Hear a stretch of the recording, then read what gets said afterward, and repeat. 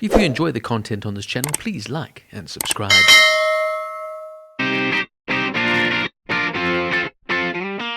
The 96th Academy Awards ceremony was presented at the Academy of Motion Picture Arts and Sciences and took place on March 10th, 2024 at the Dolby Theatre in Hollywood, Los Angeles. During the gala, the AMPAS presented the Academy Awards, commonly referred to as the Oscars, in 23 categories, honouring films released in 2023. The ceremony, which was televised in the United States on ABC, was produced by Raj Kapoor, McNearney and Katy Mullan, with Hamish Hamilton serving as director.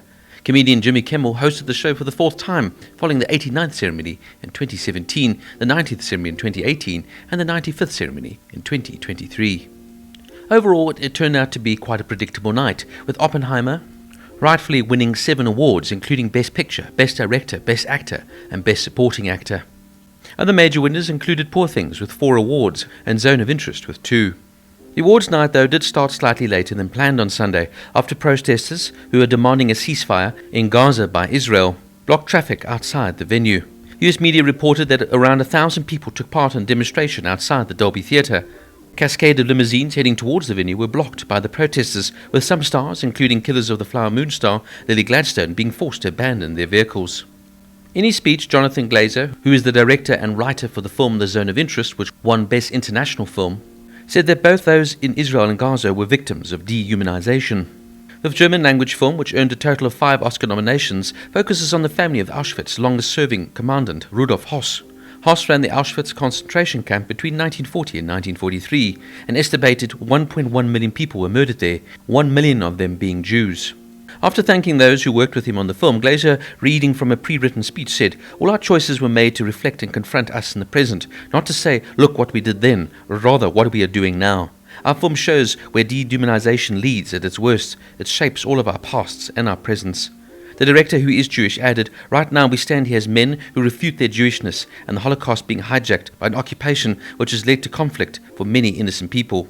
Whether they're victims of October 7th in Israel or the ongoing attack on Gaza, all are victims of dehumanization. How do we resist?"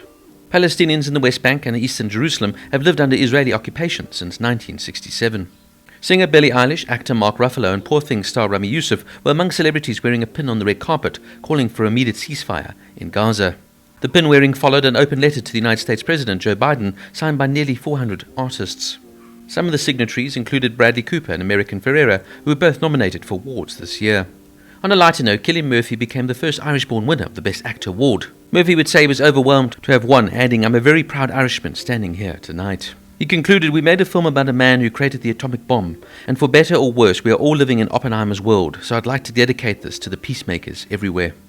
Robert Downey Jr. would go on to win Best Supporting Actor for his portrayal of the US government official Louis Strauss in Oppenheimer. Accepting the award, the actor joked, "I'd like to thank my terrible childhood and the Academy in that order.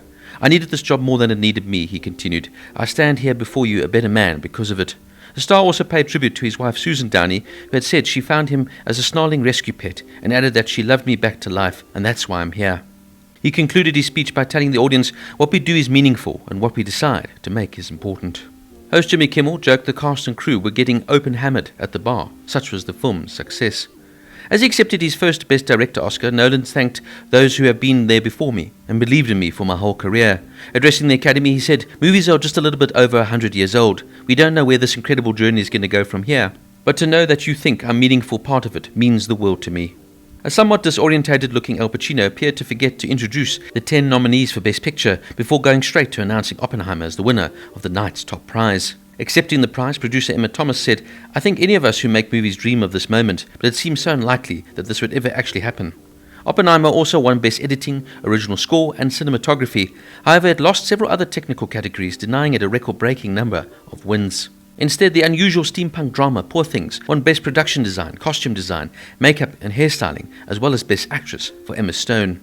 The Yorgos Lanthimos film follows an infant whose brain has been implanted into the body of an adult woman, who then goes on an adventure of discovery across the world. "This is overwhelming," Stone would say in her speech. "I'm so deeply honoured to share this with every cast member, crew member, every person who poured their love and care and brilliance into making this film."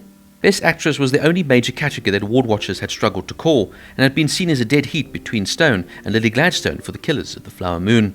But Martin Scorsese's drama about a string of Assange murders in the 1920s went home empty-handed, despite being nominated in 10 categories at the ceremony. Barbie, the highest-grossing film of 2023, won only one of 8 prizes it was nominated for, Best Original Song for What I Was Made For by Billie Eilish. "Thank you so much to the Academy. I was not expecting this," Eilish would say. "I feel so incredibly lucky and honoured." Divine Joy Randolph won Best Supporting Actress for her portrayal as the school chef who's trying to cope with the death of her son in The Holdovers. In her acceptance speech, Randolph told the audience, "For so long I've always wanted to be different, and now I realise I just needed to be myself. I thank you for seeing me." Best Documentary Feature went to 20 Days in Mariupol. Its director, Miroslav Sharov, told the audience that he was honoured to become the first Ukrainian Oscar winner. He would say, "I wish to be able to exchange this for Russia never attacking Ukraine and never occupying our cities." Elsewhere, Anatomy of a Fall won Best Original Screenplay. The film's director and co-writer, Justine Triet, joked, "The Oscar would help me through my midlife crisis." The film follows a woman accused of killing her husband, with the only nearby witness being her visually impaired son. American Fiction was named Best Adapted Screenplay. Its writer, Cord Jefferson, said, "I've been talking a lot about how many people passed in this movie when discussing it, and I'm worried that that sounds vindictive, but it's more plea to recognize there are so many people out there who want the opportunity I was given." The writer said he understood Hollywood is a risk-adverse industry, but said studios should commission more smaller-scale movies. Instead of making one $200 million movie, try making 20 $10 million movies, he would say. Japanese fantasy film The Boy and the Heron was named Best Animated Feature Film, holding off competition from Spider-Man Across the Spider-Verse. And director Wes Anderson won his first Academy Award in the live-action short category for The Wonderful Story of Henry Sugar, based on the story by Roald Dahl.